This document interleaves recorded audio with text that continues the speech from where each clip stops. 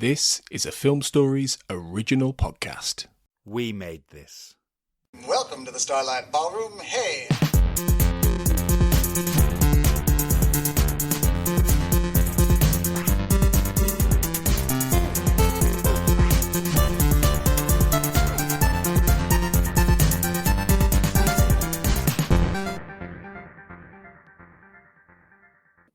Hello and welcome to Shipwrecked and Comatose, the podcast about Red Dwarf here on the We Made This podcast network. And we are deep into our stupid-ass daily run of episodes about the Red Dwarf Smegazine. So with me at this time, as has been for the last 5 days, are Carl and Colin. Hello, Carl. Hello. And hello, Colin. Hello. Why are we doing this again? We're just voracious readers. It's also getting good with this one. Yeah, it is, yeah. This is a definite upturn. It is fascinating, actually, that as we've gone along, I do feel like they're getting better and better. The magazine is finding its feet, and it's actually becoming something that's worth reading rather than something that's more of a kind of... Curio. Yeah, curio is a nice way of putting it. Yeah, it started out as a, I mean, it is a tie-in, but it started out as a very blatant tie-in, and now it's kind of going off and establishing its own in-jokes and its own attitude and pathway, especially with the original cartoons and things like that in there. Yeah. Yeah, it really does feel like there's more confidence behind it rather than just raw enthusiasm. Yeah. Yeah, just to say, I mean, we'll see it from the very front cover. Is it the thing that's made it to the front cover is one of their original comics? Yes. Brilliant. Shall we get into it then? Yeah. Good plan.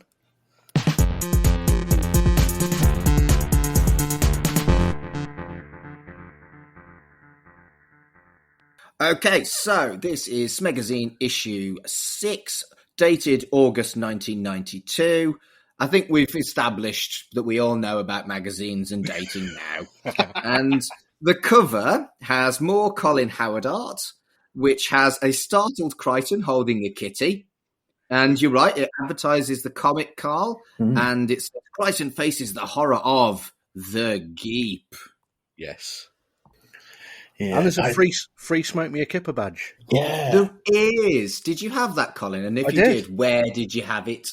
I can't remember. It probably will have been on... It might have been on my school bag, actually. Nice. See, this is just before I kind of got into the Smegazine myself, so I am gutted I missed this one. This would have been a good one for my collection. Yeah. I genuinely don't think I ever bought this magazine, but I would have really liked a Smoke Me a Kipper free badge. I still actually have a badge on my little handbag from Big magazine. Do you remember Big? It was like Looking but shit.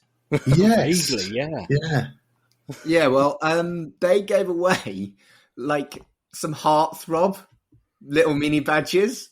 And I found the Michael J. Fox one at my mum and dad's a couple of years ago. And I was like, fuck yes. So I've got like a little Michael J. Fox badge on my bag. And I just love it so much. He is on that list of men who've aged really well. Like, you know, obviously... I think he'd probably argue the opposite, considering half of him doesn't fucking work, Carl. Well, I mean, Parkinson's aside, looks-wise, he's still a really good-looking man. Oh, yeah, he's good-looking, but he's broken, mate. Yeah, he can still play guitar. Good, I'm glad. But yeah, that was a massive tangent, but I do love my Michael J. Fox badge. It's like proper Back to the Future Michael J. Fox, cute little smile Michael J. Fox. Yeah.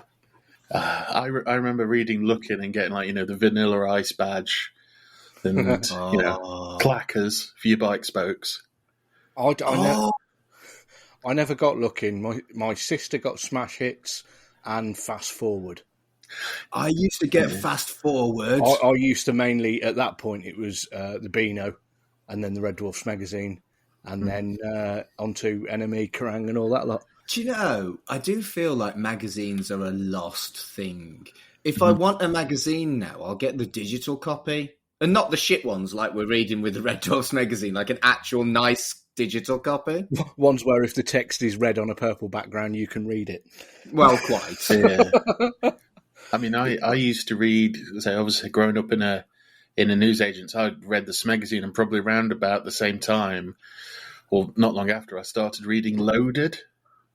Wow, that's a blast from the past. Fucking Loaded. And no one believed me for this initially, because the one I read didn't have like a page 3 girl or anyone on it. It had Dennis Leary on it. Yeah. The comedian, and I wanted to read about that guy because he looked interesting. And it was only after I started reading, I was like, there's lots of pictures of women in here. And then the next one, it was back to like, I think it was like Joe Guest or somebody. Joe Guest. Jesus wept. I used to buy a Squire because I didn't want the kind of smutty fucking Loaded stuff.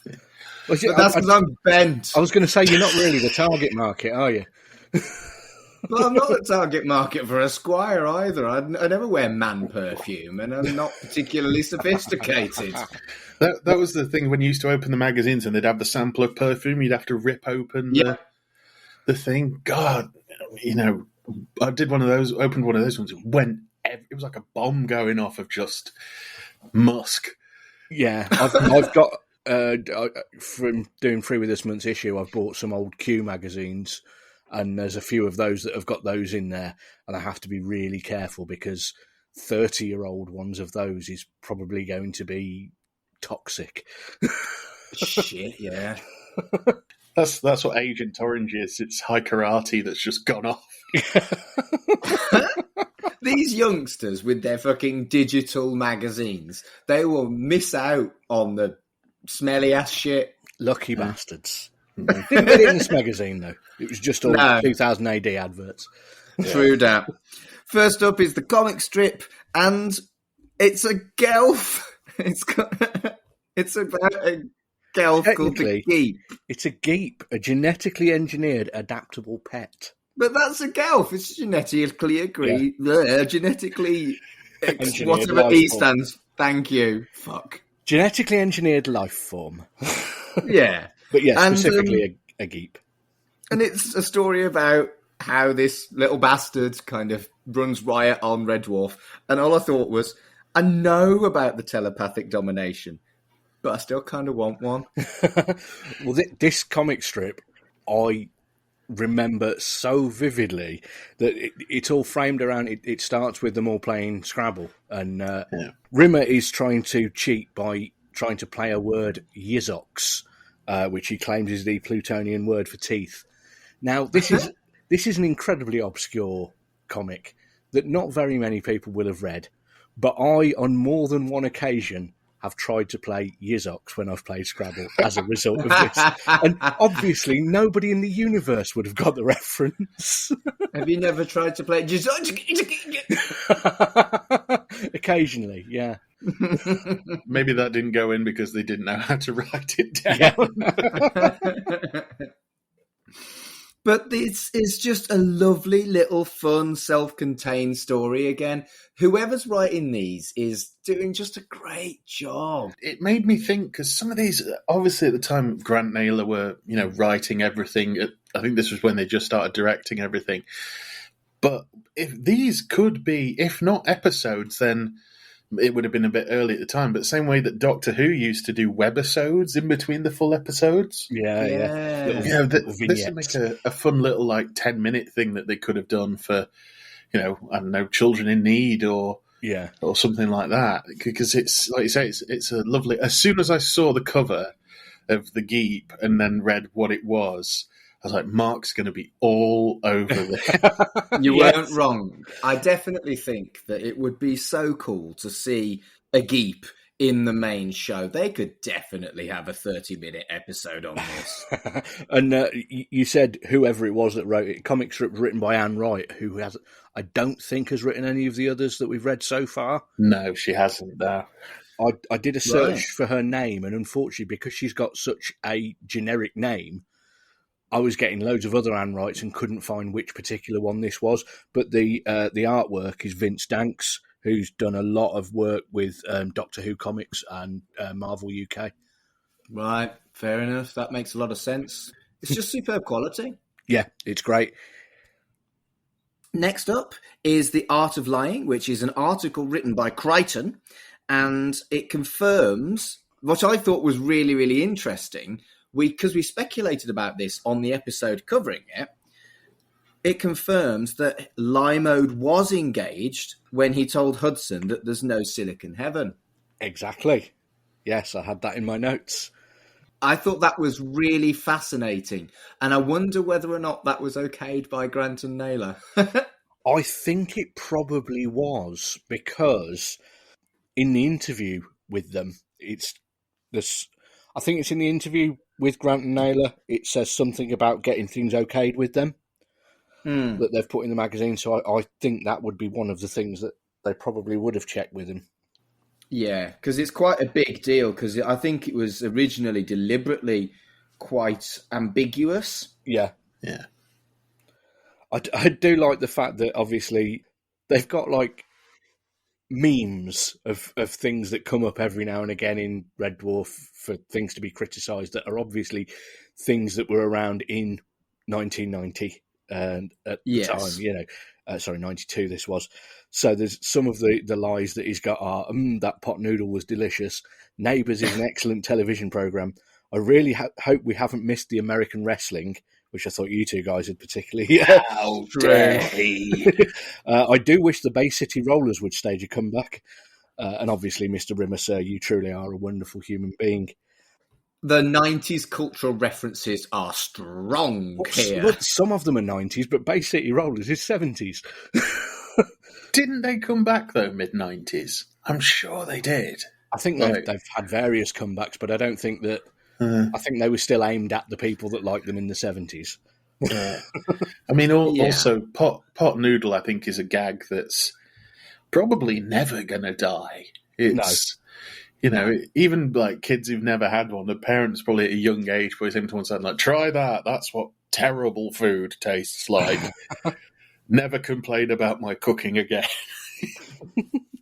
I thought it was a fun little article. I really like the stuff that's written in character. Yeah. Yes. Yeah, and they're getting better at it as well. Because there's some of them that have missed the mark a bit earlier on. But yeah, this... It reads in Crichton's voice. Yeah, it does. It could be written by Grant and Naylor. So, yeah, it's all good. Next up is the Grant Naylor interview. Why do they insist on being Grant Naylor? Everyone knows that you're Rob Grant and Doug Naylor, and they seem to have done this for forever. Well, it's at that point they were, but then not long after they weren't. Well, true. But they both get interviewed at the same time, which is new compared to the previous issues where they had each cast member, the 5 original cast members, first. What I thought was interesting in this one is there are no photographs of them at all. No. They've got pictures of the 2 book covers, but then on the last page it's just got the Grant Naylor logo just taking up a third of the page. And they describe themselves as a uni-mind, which is kind of sad considering what's happened recently. Yeah. It's been interesting reading these again, seeing...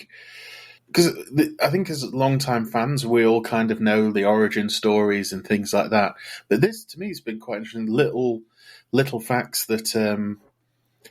things that Paul Jackson said to them, like, right, it's going to be like the Young Ones, just 2 series and that'll be it. Yeah. And I thought that was interesting. And the fact that, I mean, it's sort of well known that Paul Jackson sent it off to Craig Charles to make sure it wasn't racist. Yes. And they almost seem slightly baffled by that in this interview. Which kind of made me go, you know what, as a writer, as someone who's written for things, if I handed it to my producer and he just goes, I'm going to send it off to someone to make sure it's not racist, he'll be like, hang on, I'm not racist. You know, it'd just be a little... Yeah. You say that, but there's a lot of what's called sensitivity reading now, where they get people who are trained in equality to double check that nothing's missing the mark. So Yeah, that's actually quite forward planning, really. Yeah. Oh, yeah. But it just amused me that they didn't. I thought originally that they gave it to Paul Jackson and said, "Can you check this?" I didn't realize they'd given it to him, not thinking that. And Paul Jackson just went, "Okay, I'm just going to go off with this and check it's not racist." I thought it was quite interesting, the bit in there where they explain that actually, even though it looks like they've got way more budget later on, that Series 5 has got less budget than Series 1 had. Yeah. And it's the budget has actually reduced as they've gone along, despite the fact that it's looked better. They've just learned to do things. Which is crazy. Yeah. I think it was sort of as the time of recording, I think it was on their website or on their Facebook page, they were talking about Mel Bibby. Right. The set designer who I believe has passed away a few years ago now. Yeah. But just saying how much stuff he did.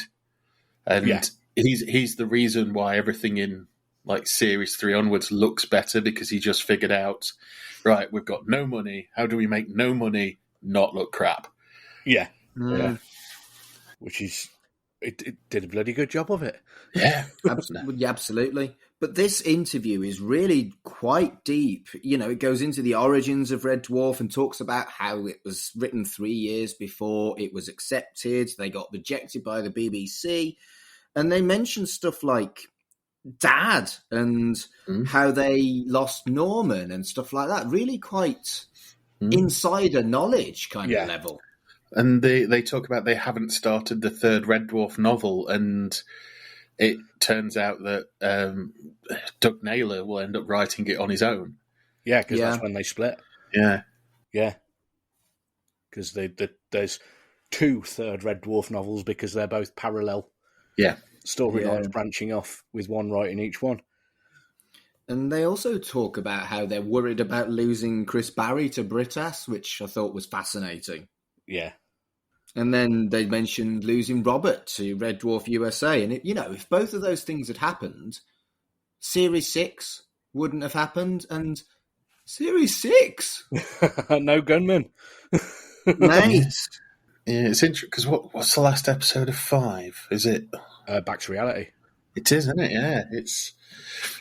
I mean, I don't know if that would have worked as an end. I mean, obviously it's an excellent episode, but I don't know if that would have worked as a finish. No, I think it would. I think it was planned as it I mean, I've not rewatched it yet because we've not recorded that series yet. But I do think that it's got there's bits in there that it could have worked as an ending. Yeah, but it's less cliffhangery than the ending of Series 6. Anyway. Oh yeah, quite. Better dead than Smeg, you motherfuckers. I mean, 6 is pretty much them just like trying to bend the BBC over a barrel and be like, give us another series. Yeah. Next up is another holograms, which we're used to. But the thing I did quite like was there was a request for hot lager with croutons recipe, which did tickle me. The bit that I found quite notable in that, I've been reading old Mean Machine Sega magazines and old Games Master magazines as well. Nice. And this made me think. So you've got a letter in here where somebody has basically written in and said, me and my younger brother were both keen Red Dwarf fans, and I've always wondered what the scrolling text at the beginning of Backwards was. You know, the one that scrolls so fast you can't read it. Yeah. So we, with the use of some nifty video equipment with freeze frame facilities, my brother was able to write it out. That's a fake letter. There is no way that is a real letter, because it's like in the previous issue, there was the translation of the bit in Backwards. They're putting out little bits of information in this, and it reminds me of the same way that the cheats in computer game magazines at the time, most of these will have been released by Sega or Nintendo, will have released these to the magazines to say, is the level select for Sonic 2 or something like that. And that's the thing. The backwards text was a massive rarity, and it would have been a big deal, actually, I think. Yeah, I mean, to play stuff backwards like that was not easy. No. And to slow it down wouldn't be easy. With you could, if you kept pausing it on a video, I mean, that's not going to be easy because you're going to have all the lines in it jumping about all over the place. So unless you've got a really high quality VCR. Having done it recently on Netflix, it's still fucking hard. Yeah. I did it for when we did backwards, and I expected it to be easy, but Netflix doesn't allow you to kind of move free from it. I had to pause and unpause, and I lost my temper.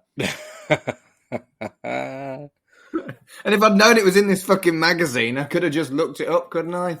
Balls. I'm fairly certain if you could have, even if you didn't know it was in the magazine, you could have Googled it.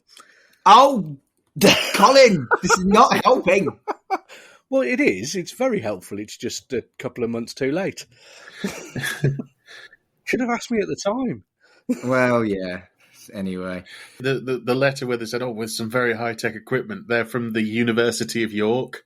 Yeah. Which makes me media students with, just from having done that, just media students with the full desk and everything, just with the editing wheel, just going. Yeah. Just I can imagine if this is real and they did do that, that would have taken hours. So nerdy. Yeah. Next up, subversively, is the advert for next issue, and I was like, what? And it tells us that we're getting a Jake Bullet comic. Future Echoes will continue. There's an interview, there's a fun page, and there's a lister profile. There is. But you'll have to wait till tomorrow to hear about that one. Yeah. Next up is the name game, which is a script that's described as a transcribed recorder of Red Dwarf audio files. Yes. And yeah, it's surprisingly funny. This is another one that I absolutely remember from being a kid, because it's them all discussing what it's like a word association game with, what do you associate from each other's name, like Holly, for instance. And they're all talking about Christmas and that kind of thing.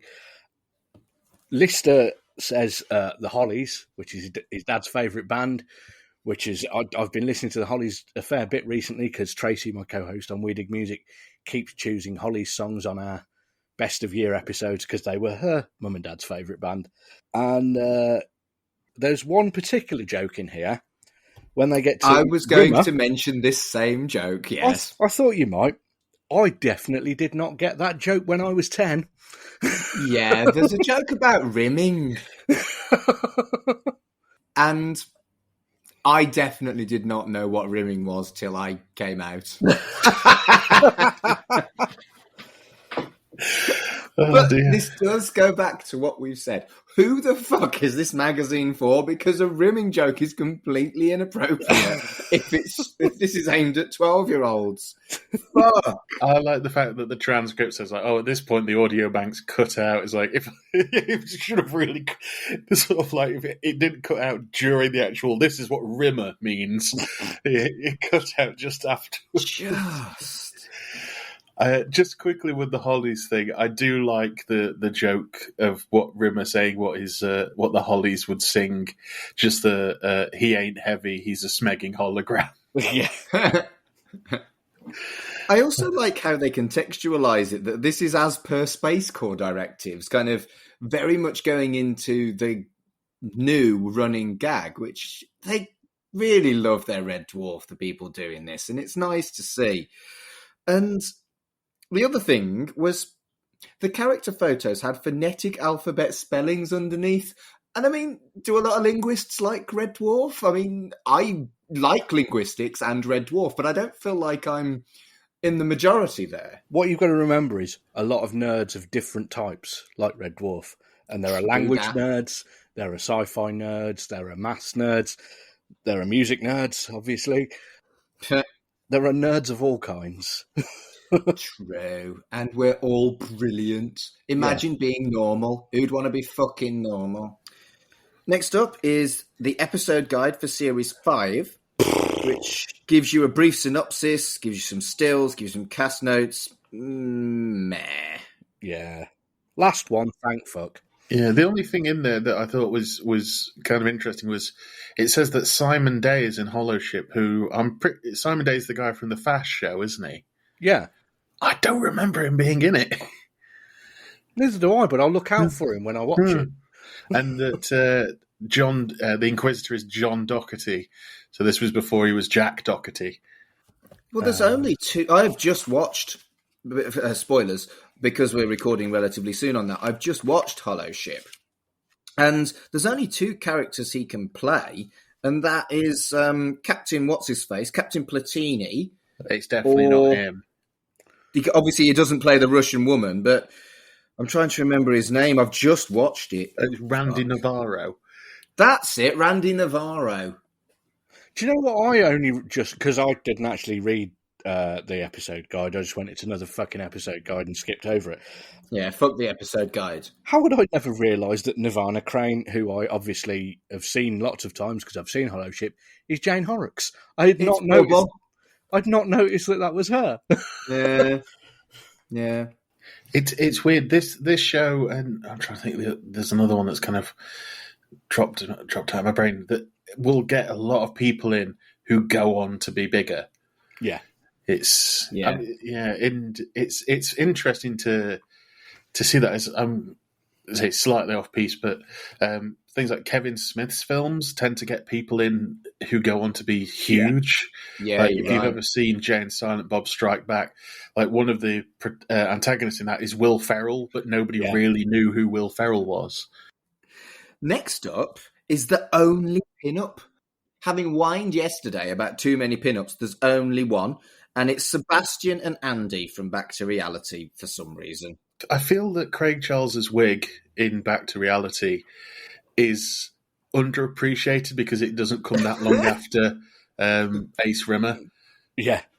It's a hell of a wig. It is. Next up is the Future Echoes comic strip. And I feel like Future Echoes wasn't longer than the end in the telly show, but the comic strip is going to last longer in the comic for some reason. Yes. Have they reduced the number of pages because they've added another comic strip? Is that what's happened? I don't think they've reduced the number of pages. It's a long one, this section. It's interesting to see how the "how did I do what" scene is done. That's probably why it's longer, because it's so many panels. Yeah, the deja vu thing doesn't work very well in a comic, unfortunately. What I do like is the monorail at the start and the bit where it goes "fashoom." I like that. It also emphasises just how fucking big Red Dwarf is, which you don't really get the scale of in the show because they just simply didn't have the budget. So I liked that. And they're in the mall as well, which I thought was quite cool. Yeah.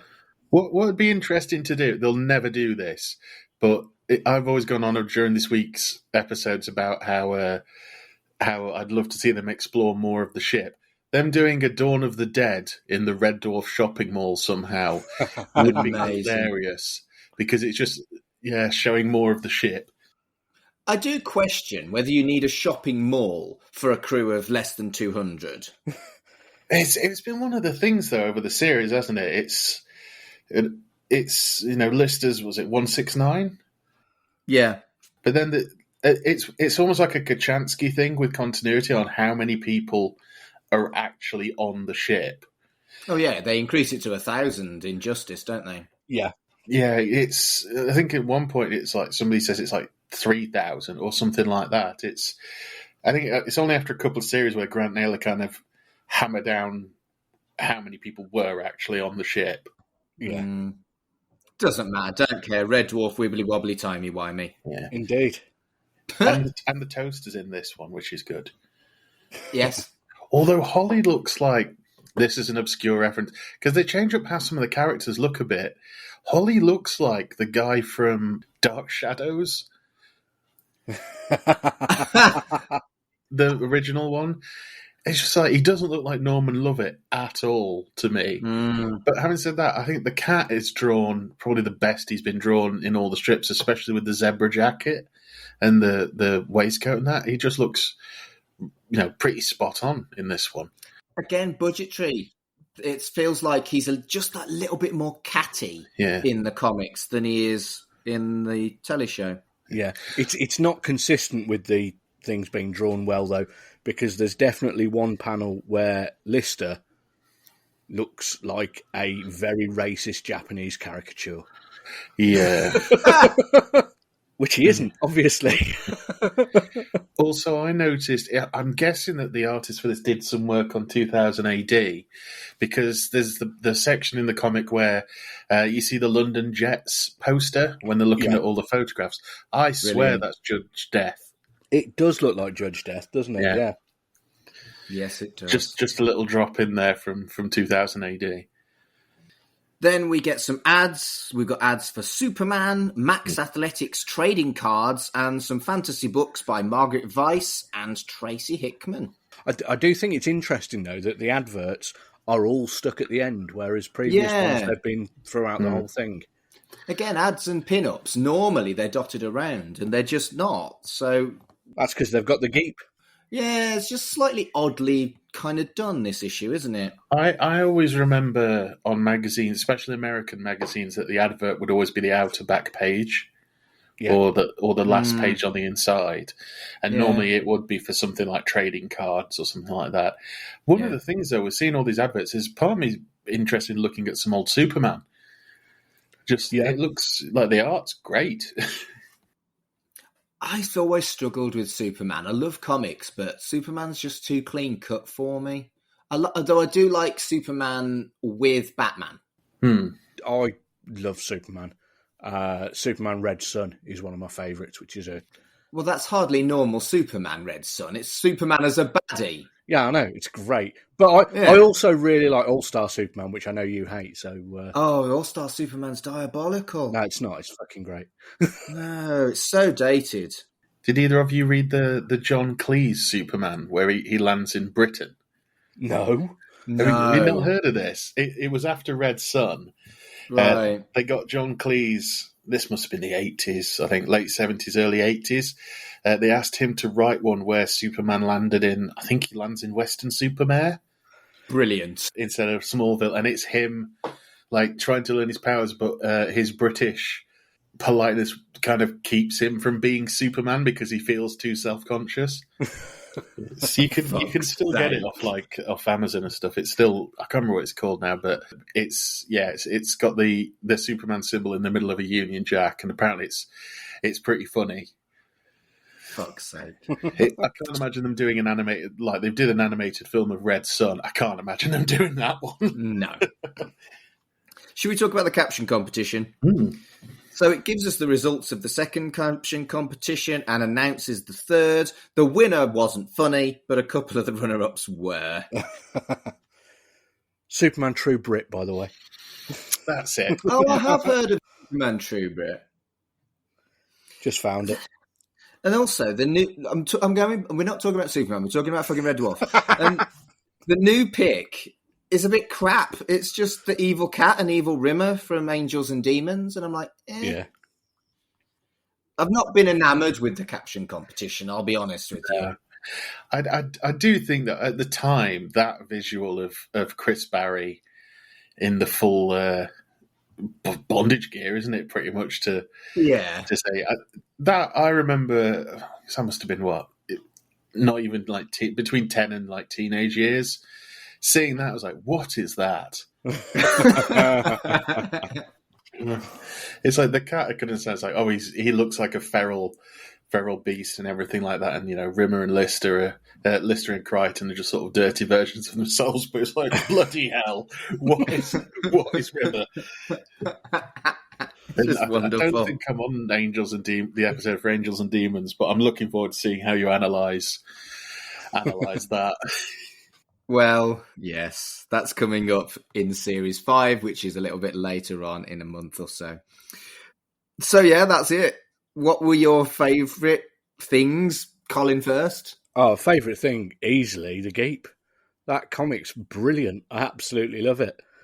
Okay, Carl? For me, it's actually the Grant Naylor interview. It just added a lot more detail into things and kind of, told some stories I thought I already knew with a bit extra in it. The Geek was a close second, but the Grant Naylor interview, definitely. And none of that would have been out there at that point either. It's true. There's been various stuff since then, but this would have been the first place most people ever heard about it. I'm going to agree with Colin on the Geep, but definitely an honourable mention to the name game. I really did laugh, and I'm sorry if you're putting a rimming joke in there. That I'm all about it. And so, what was your least favourite, Carl? Putting the episode guide to one side like I did on the previous one, it's probably the caption competition. Okay, Colin? I'm not putting the episode guide to one side. It's the episode guide. It's the last one. I'm going to agree with both of you. The caption competition and the episode guide were both shite. So equal for that. I'll have to think of something else tomorrow, though, won't I? I know. What are we going to do? Perhaps none of it's rubbish. Yeah. We'll find out.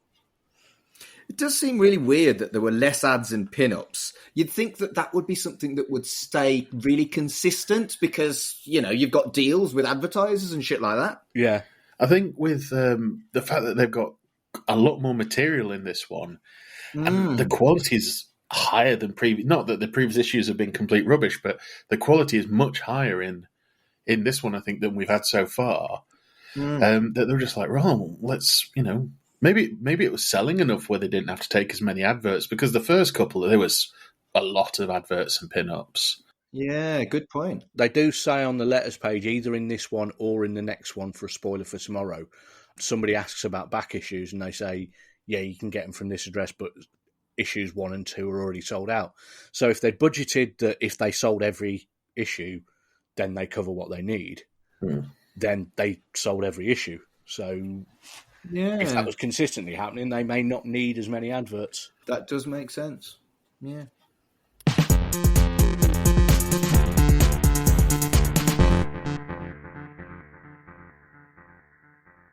All right, before we go, we're going to do another random thing because we don't need to do big kind of pluggy stuff at the end of every episode. So I'm going to ask you what your favourite cheese is. Colin, what's your favourite cheese? Feta. Good choice. Why? It's just mighty, but also I've got this recipe called The Meal, which I make, which has got loads of feta in it. In fact, it's an entire block of feta. Nice. Good. Carl, what's your favourite cheese? I'm going to sound really uncultured here, but I really like Edam. Nothing wrong with Edam. It's mild. It's the only cheese that's made backwards.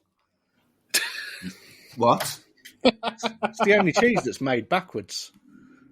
Oh, for fuck's sake. That took me a while. Although, I did try one. I have no idea what sort it was, but a mutual friend of ours, Matt Davis, who hosts Super Tat, he used to have a habit of just buying loads of random cheese.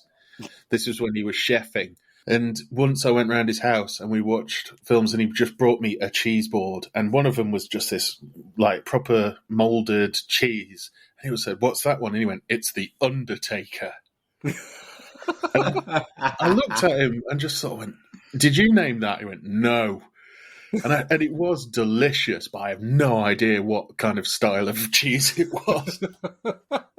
The reason why I asked this question, by the way, was I think I was about 25 at the time. I went to a wrestling convention and I got to meet 10 of the most famous wrestlers that have ever been. You know, those really expensive ones where you queue up for a signature and everything. Yeah. Right, yeah, and I wanted them to remember me. This was before I was working in wrestling. So I asked people like Hulk Hogan and Kamala and Brutus the Barber Beefcake what their favourite cheese was and made a fucking list and put it online.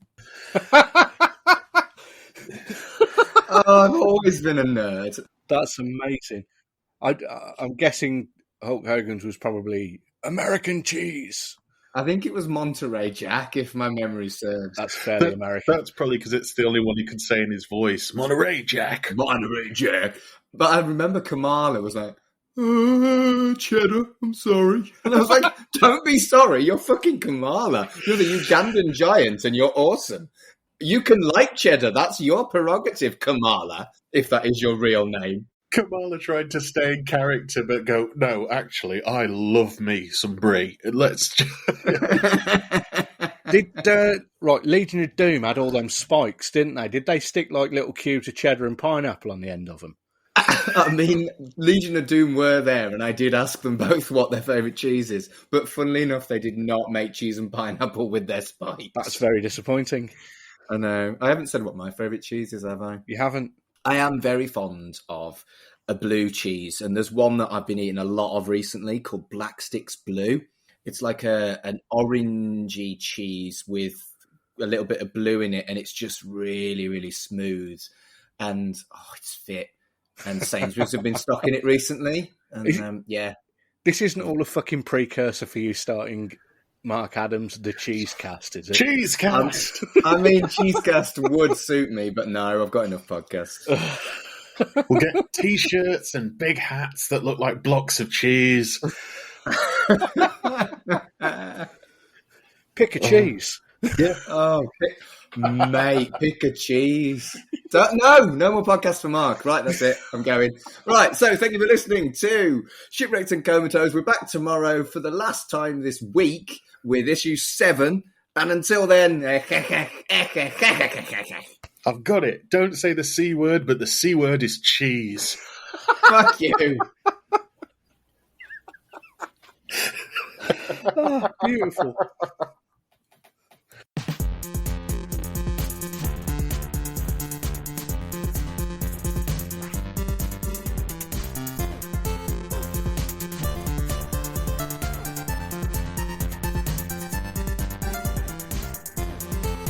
Shipwrecked and Comatose, a Red Dwarf podcast, was created and produced by Mark Adams and Kurt North. You can find us on Twitter at Red Dwarf Pod, and we are part of the We Made This Podcast network, which can be found online at wemadethispod.com or on Twitter at wemadethispod. Hello everyone, this is Tony, Network Chief of We Made This. As you know, our podcast network brings together a brilliant assortment of talent who talk about all kinds of pop culture content, such as the episode you just listened to. We're not going anywhere, but we'd love to keep the lights on for even longer if you're able to support our network on Patreon. For just £2 a month, you get your name in lights and the satisfaction of knowing you're helping us produce more great audio. And for £3 a month, you'll get your name in lights, but you'll also get access to an exclusive bi-monthly podcast from the We Made This talent pool on podcasting, pop culture, and, well, you tell us. We'll take your suggestions. For less than the price of a coffee per month, you can help keep We Made This going. Just head to patreon.com/We Made This. That's patreon.com/We Made This. And get the ball rolling. Elsewhere on We Made This. The giddy carousel of pop. There's a little bit with fan clubs, and there's you're in good company there, Paul. There's Japan, the Beats, Spandau Ballet again, and the Fall Foundation, 429B Berry New Road, Salford 7, Lancashire. So if people had written to this, what would they have got in return? Can you remember? Well, it's interesting you could say that, because we did write back. We basically, every now and again, Mark would give us a few letters and say, write back to them. And one of the people who got a reply and who still got the letter, Stuart Lee, and Bob Stanley, I sent him a letter, apparently, so I'm led to believe later on. I replied to his letter and sent him a letter and a poster, and he's still got the poster. He's lost the letter, though. So, I mean, I don't know how much we did reply, but there was no fan club then. I think the Fall had a fan club later on. The Fall Foundation was just, write us a letter, we might send you one back. I think that's as far as it went.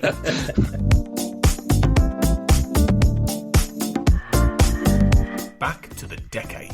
However, just last week, Gore Verbinski announced he's going to return to animation with 2 films in the next 3 years that are a similar style. Huh. So we'll have to see how that goes. Why not Ringo? What's wrong? What's going on with Johnny Depp these days? Everything cool? Yeah, is he okay? I mean, there's nothing wrong with him, right? Life's milestones. So tell me your favourite story about your childhood. As I mentioned earlier, I've always been kind of immersed in books. My mother was the president of the local library friends group. So every spring and fall, they would have a huge book sale at the local library. And so starting from when I was 8 years old, I was running up and down the basement stairs of the library, hauling books up to the main floor for the book sale. And I always loved it because they would always let me have whatever I wanted, whatever book I wanted. So, by the time I'd leave, I had like 3 or 4 boxes worth of books to bring home. My room was full of bookshelves, and I had a literal library in my childhood bedroom. Is that something that you've continued as you've got older? Oh yeah, I have thousands of books. Check out all of these shows and more on the We Made This podcast network.